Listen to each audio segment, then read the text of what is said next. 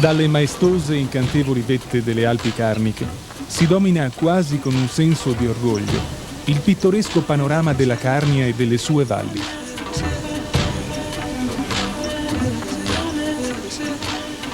I piccoli e numerosi villaggi sparsi sui fianchi delle montagne e fra i boschi, le acque che scendono da torrenti e ruscelli, sono la caratteristica saliente di queste vallate o canali o quartieri, in cui gli storici, sin dall'antichità, sogliono suddividere la Carnia.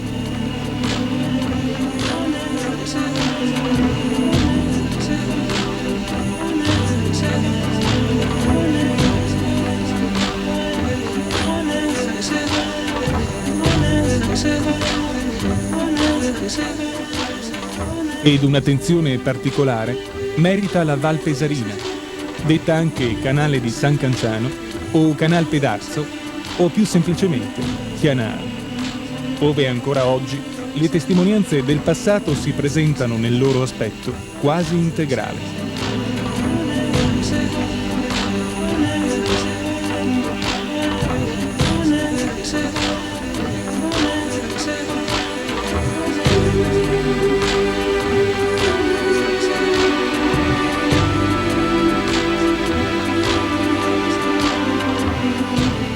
Un'oasi che non è arbitrario definire meravigliosa, immersa nel verde, delimitata a nord dalla catena delle Dolomiti Pesarine, con le cime conosciute del Creton di Clap Grande e di Cuzei, di Siera e di Creta Forata, della Fuina e del Pleros. Sul versante sud, invece, il Morgenlight, Pietinis, Novarza e Losa la separano dalla conca di Sauris.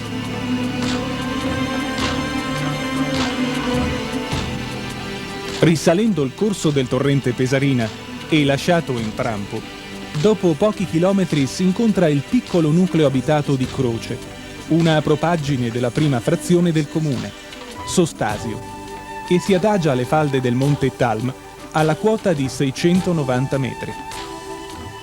Già il toponimo di origine romana attesta l'esistenza remota del paese. Da Xustus, a sua volta Sistus, risulta essere uno statio, ovvero luogo di sosta.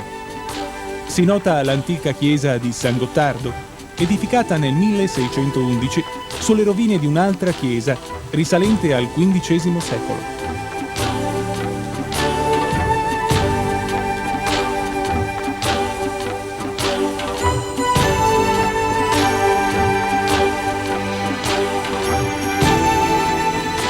Il profilo di Avausa è caratterizzato dallo sfettante campanile, costruito nel 1866, di recente restaurato, e dalla chiesa di San Osvaldo, eretta nel 1580.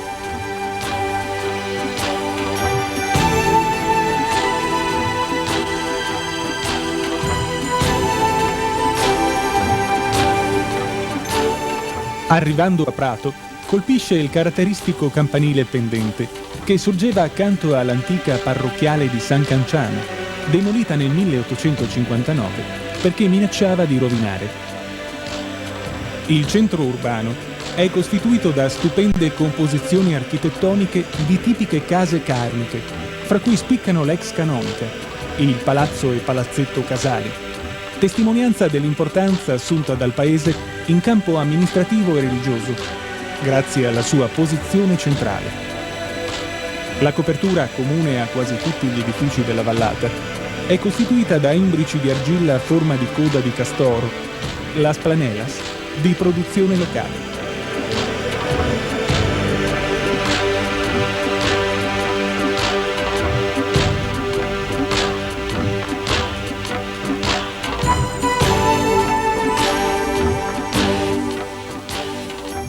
Ancora più antico pare essere l'insediamento di Prico, che si adagia su un terrazzo soleggiato e riparato a quota 768, poco sopra l'abitato di Prato, su una direttrice che un tempo collegava a mezza quota Sostasio con Truia. Un tempo la borgata di Mugniton era distinta da Pieria.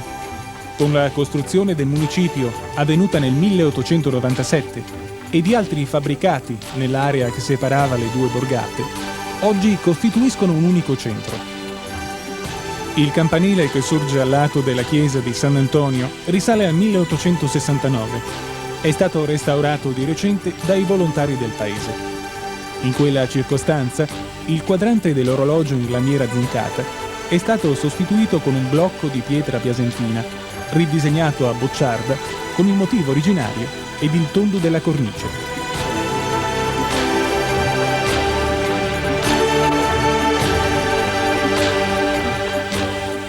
Stupendi gli affreschi che ornano le pareti e le volte dell'antico coro della chiesa di San Leonardo di Osais, opera del 1506 di Giovanni Fuluto.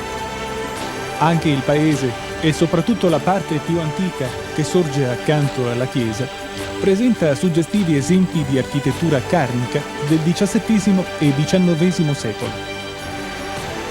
Salendo a Truia, che gli storici indicano come il primo paese fondato in canale da boscaioli o cacciatori, si prosegue per gli stavoli di Orias, che senza dubbio costituiscono uno dei più significativi e importanti agglomerati rurali della vallata. L'immutata struttura e tipologia sono testimonianza della vita contadina locale.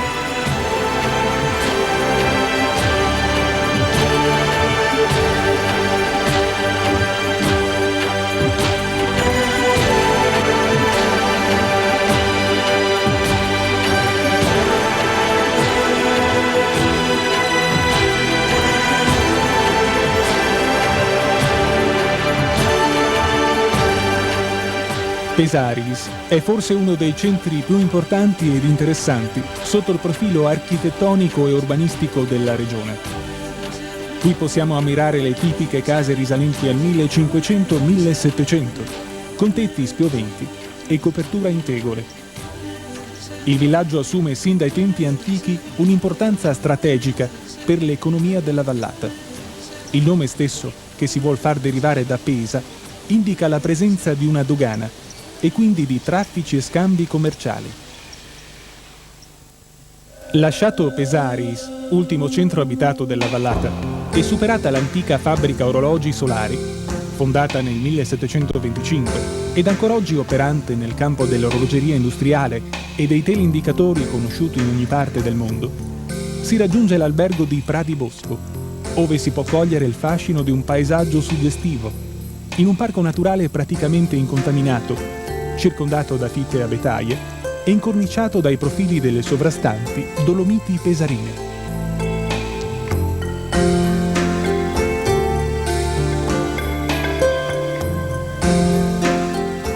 Ad ogni vallata sono legati eventi storici che si perdono nella notte dei tempi o leggende e racconti dei tempi passati. Fra storia e leggenda si colloca appunto il castello di Dumbli, ovvero il Castrum Dominarum, un edificio fortificato sorto come torre di vedetta ed utilizzato prima dai Longobardi e passato quindi ai patriarchi di Aquileia. Ed è qui appunto, sulle rovine dell'antico castello, che sorge il paese di Pradumbli, toponimo che deriva da Pratus Domini, prato del Signore, ossia del patriarca.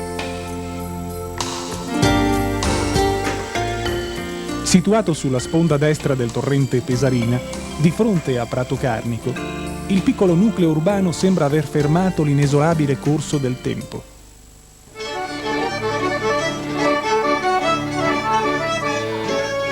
La piazzetta posta all'ingresso del paese accoglie il visitatore come in un salotto. In un piccolo spazio si possono cogliere tutti gli elementi del caratteristico paesaggio. Case a struttura semplice, stalle e fienili, ma anche la chiesetta dedicata a San Pietro e casa Catarinussi Punti, un complesso architettonico fra i più importanti della vallata.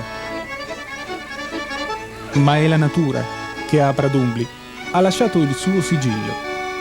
I boschi del monte Cursinis, i campi coltivati ancora con metodi antichi, a testimonianza di un passato umile ma orgoglioso. La flora spontanea che copre con 1000 colori il verde dei prati della Taviola.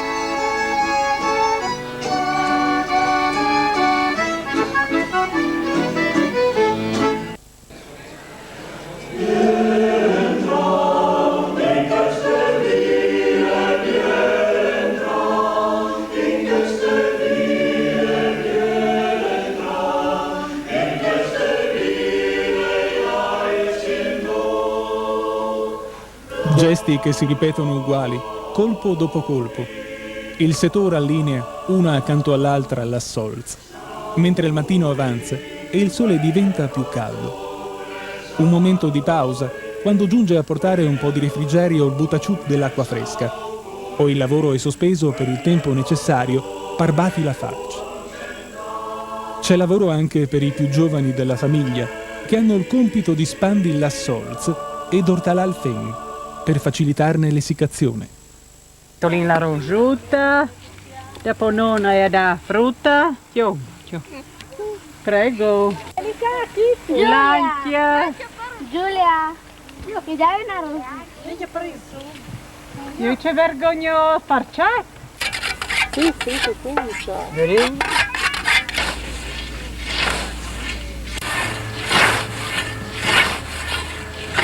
Daniele, spia il phon.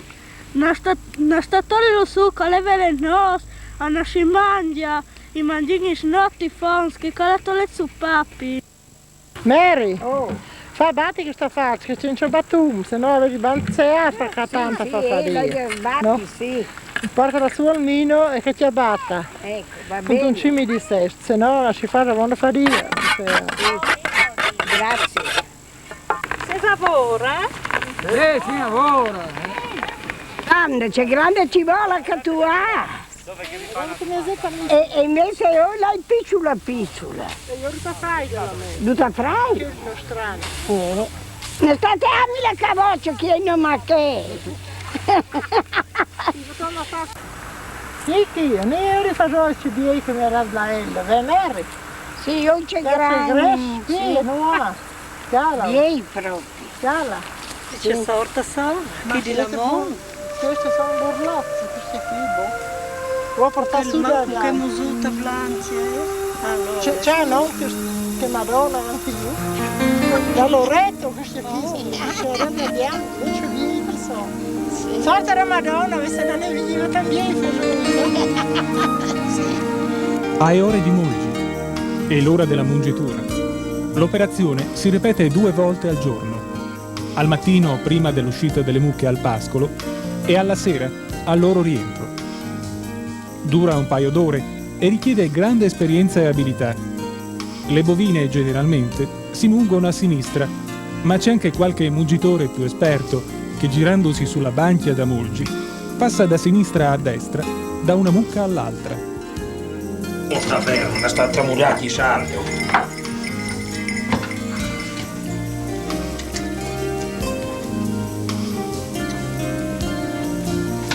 Io dimmo, situato un po'.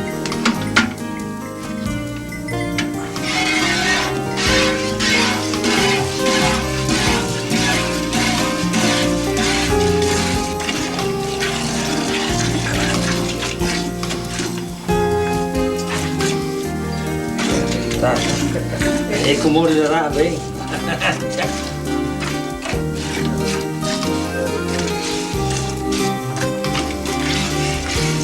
La fermano!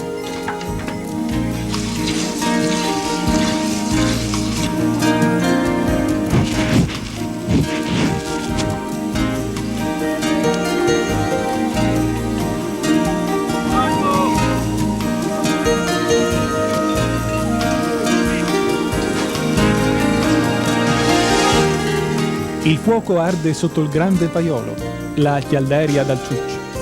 Il fedar, come un artista di fronte alla sua opera, si accinge alla preparazione del formaggio. Tempi e strumenti di lavoro sono gli stessi da secoli. La ghitara, uno speciale telaio di fili metallici per fendere la cagliata, e il taruccio, con cui la si riduce in minuti granuli.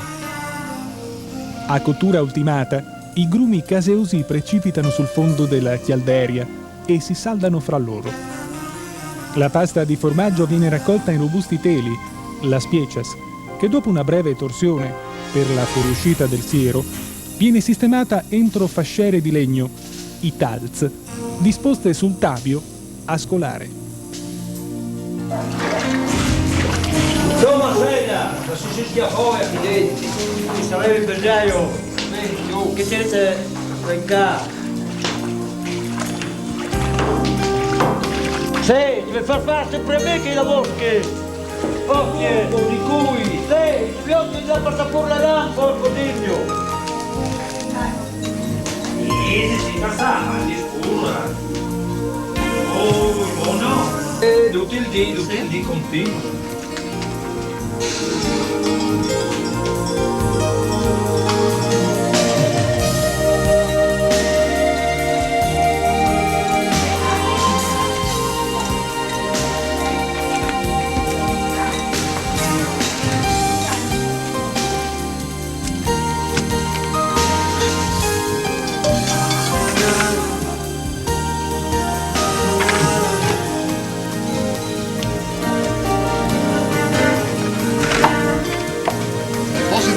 Che le danno donna sedate essere sciorra?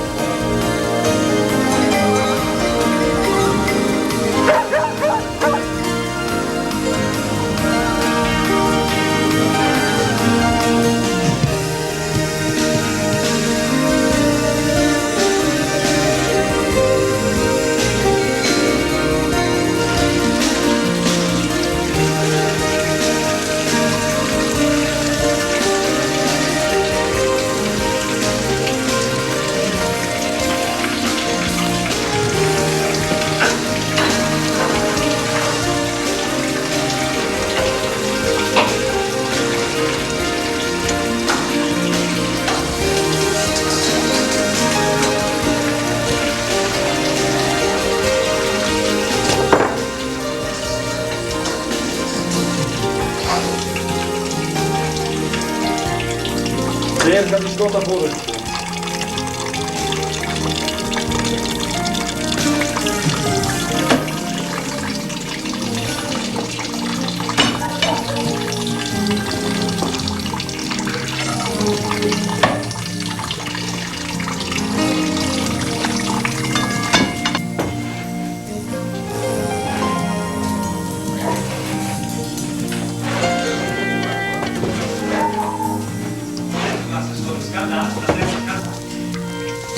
Quanto poco si fa?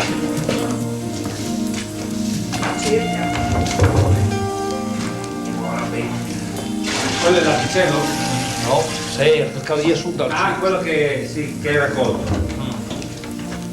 Lui è forato che sta.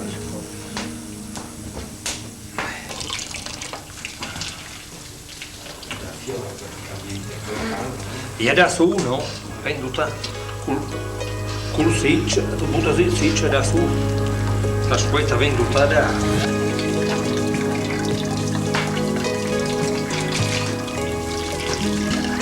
Pensa che questa è una tradizione che va avanti da millenni.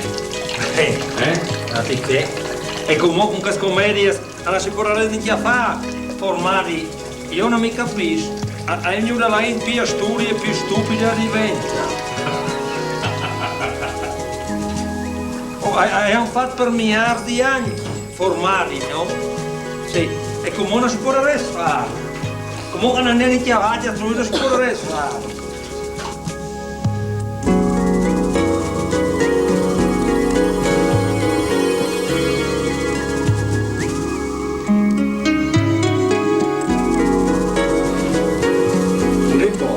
Un dico, allora, casum, cioè no, e a chi? La solita musica. E avanti io?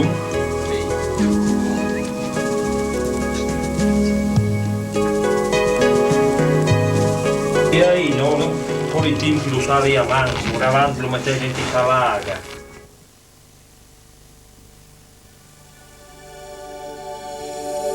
Dei 21 mulini esistenti in Val Pesarina fra il 1815 ed il 1851, documentati dal Sommarioni e dal catasto austriaco, l'opificio di Livia Ceani a Sostasio è l'unico ancora funzionante in vallata. Originariamente funzionava con una ruota idraulica verticale in legno. Tale sistema venne sostituito nel 1945 da una turbina in ferro con pale a cucchiaio, costruita in loco su modello Pelton.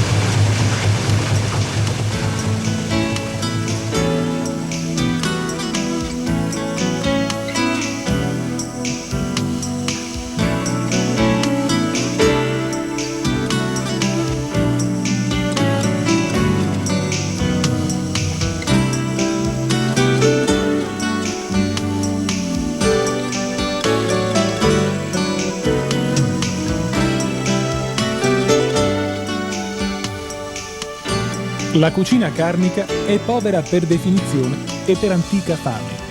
Ma oggi che le preoccupazioni per il colesterolo e per la linea l'hanno cancellata dal vocabolario, è diventata fama.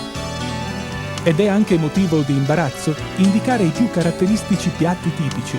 Sono un'infinità, anche se la materia prima da cui sono tratti è quasi sempre la stessa. Su una cosa siamo forse tutti d'accordo: la polenta, che in questa occasione, in casa di Renzo Solari, di Gambin a Pesairis, accompagna un gustoso frico con las cartufulas. Viale del Tramonto anche per gli scarpezzi. Un tempo la calzatura nazionale della Carnia, come di tutto il Friuli. Anche se Armani e Versace li hanno proposti nelle sfilate dell'alta moda di Palazzo Pitti o del Palatussardi di Milano. Vengono spesso definiti pantofole, ma sono scarpette basse di panno o di tela per quelli da fatica, rigorosamente di velluto nero per quelli da festa. La punta può essere piatta o rivolta in alto, più o meno arrotondata, abbellita da un fiore ricamato. Nella fattura dello scarpetto, la suola di tela, dopo imbastita, viene tagliata giro giro con un piccolo scalpello, ma il lavoro più lungo e faticoso è quello di trapungere fitta fitta la suola di tela. Oggi ci si deve accontentare di prodotti importati da Taiwan o dalla Corea. Sono pochi i fortunati che possono sfoggiare capolavori usciti dalle mani di Rina da Pieria. Sì, e dopo, comunque, se io appuntato lui come che, no? Così, e metto sullo stammo, così, Che l'hai Sì, e con scarpelli, i lusteroni, dei lati scarpelli. Tu metti la forma e tu lo tagli. Sì, ecco, bravo. Che perduto. Ma che sono? Eccoci. E ci può mettere 80 euro, no? Anche l'arte della tessitura conobbe in Carnia momenti di particolare fulgore, soprattutto nella prima metà del Settecento, grazie anche a Jacopo Linussio, creatore di una delle maggiori manifatture tessili conosciute allora in Europa. Se i Scarpezza hanno imboccato, forse definitivamente, il viale del tramonto, per l'artigianato della tessitura a mano ci sono segni di incoraggiante ripresa e di possibili futuri sviluppi. Una sensazione che si avverte entrando nel laboratorio che Lorella Volpato ha aperto a Pieria, ove si producono artigianalmente tappeti, arazzi e tessuti, pezzi unici, ideati, progettati ed eseguiti in collaborazione con architetti ed arredatori. Qui il moderno ha veramente il cuore antico.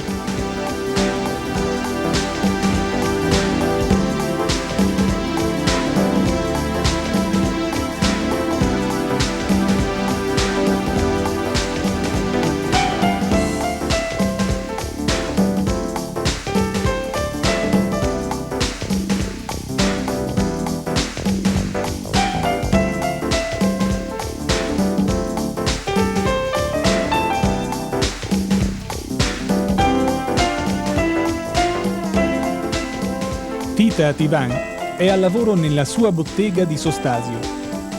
È intento a intagliare un'immagine sacra, un lavoro che richiede abilità e pazienza, con tecniche e arnesi che sono quelli di un tempo.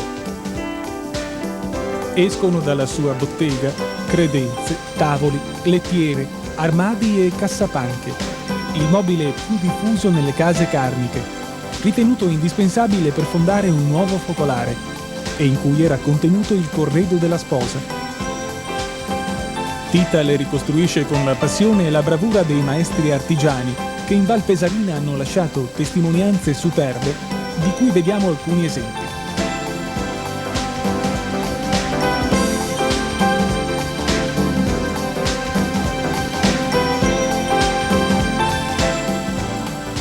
Larga diffusione ha avuto il rame nell'utensileria domestica.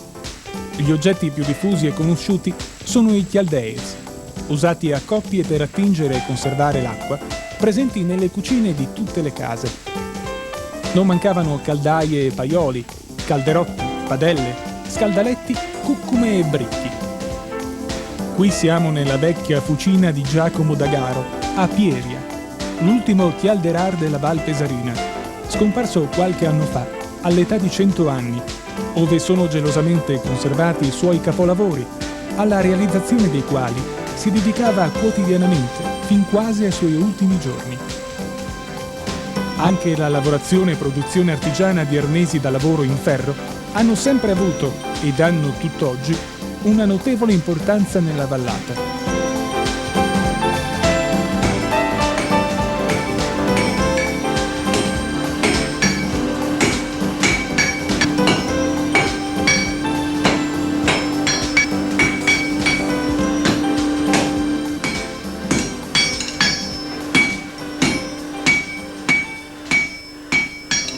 Nei pressi della chiesa di Pesaris si trova la Casa Bruseschi.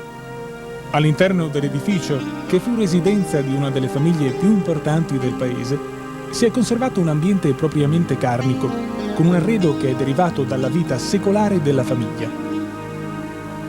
Gli utensili e gli arredi della spaziosa cucina riassumono tutti gli aspetti della vita domestica in Carnia. La stanza da pranzo, invece, con il tavolo centrale, i graziosi sgabelli e la grande credenza sovrastati dal soffitto a volta, evoca l'immagine di una famiglia benestante, come le belle cassapanche, opere di esperti artigiani locali del XVII e XVIII secolo. Bellissimo è l'armadio che Niccolò Bruseschi fece fare nel 1741, come si legge sulle due ante specchiettate. Non mancano stampe, ceramiche e stoviglie, fra cui spiccano quelle fabbricate dalla ceramica Galvani di Pordenone, dipinti e fotografie d'epoca. Sono più di 200 gli oggetti inventariati che fanno di questo piccolo museo uno scrigno ricco di storia.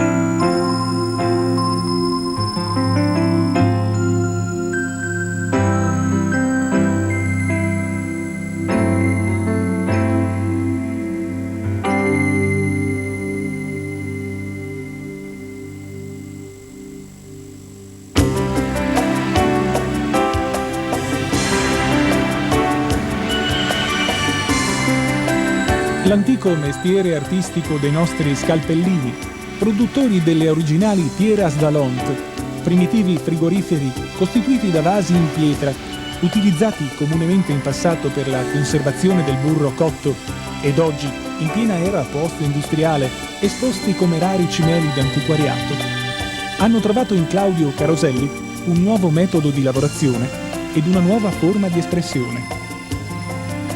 Dal suo tornio e dai suoi originali scalpelli, le pietre di fiume o la più pregiata pietra piasentina diventano quasi per magia meravigliose brocche, vasi, scodelle e ciottole. Scrive Niccolò Grassi nelle sue notizie storiche della provincia della Carnia, pubblicata a Udine nel 1782. Pesaris, i cui abitanti sono valenti artefici in fabbricare orologi di varia mole e maestria. In un ingiallito catalogo edito nel 1906 si legge che la premiata ditta Fratelli Solari da circa 2 secoli attende alla costruzione di orologi da torre per campanili, chiese, castelli, municipi, scuole e stazioni ferroviarie, con esportazione per l'Istria, Dalmazia, Croazia, Montenegro, Albania, Grecia, America del Sud e Impero Turco. Nei modelli risalenti agli inizi del secolo, un robusto castello di ghisa sostiene l'intero ruotismo su cui mettono capo tutti gli assi di rotazione. Le ruote sono in getto d'ottone con i relativi assi e rocchetti o pignoni in acciaio, scorrenti sopra cuscinetti di ottone battuto o bronzo. Sono invece in ferro fuso le ruote per la caricazione dei pesi motori. Il pendolo ordinariamente è composto da un'asta di legno di noce, portante una lente molto pesante perché risenta il meno possibile delle variazioni atmosferiche. Dall'orologio meccanico passiamo al modello elettromeccanico degli anni 1970-1990 per arrivare agli attuali modelli pilota completamente elettronici. La moda, oggi largamente diffusa, dei caminetti dalle più svariate forme e dimensioni presenti nei soggiorni di tante case, trae sicuramente ispirazione dal focolare. È un istintivo ritorno alle origini, un atto di riparazione nella consapevolezza, acquisita troppo tardi, di aver tollerato che andasse disperso nel corso degli ultimi anni il simbolo della civiltà contadina, il tipico focolare.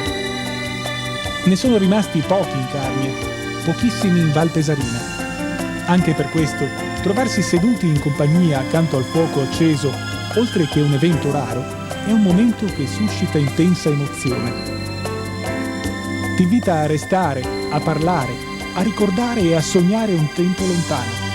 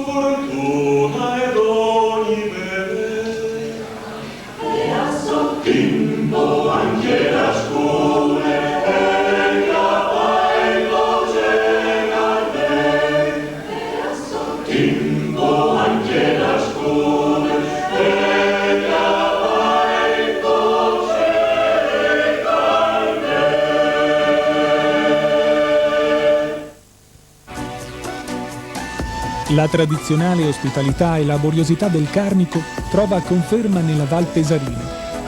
Le strade, le case, la gente della vallata sono testimonianza di un passato ricco di tradizioni, qui più che altrove gelosamente custodite. Quando le note di un'armonica e un canto si spandono per la valle in una serata di festa e la brezza ti porta un sapore di bosco e di malga e il profumo dei pascoli fioriti, allora saprai trovare il fascino nascosto della civiltà montanara.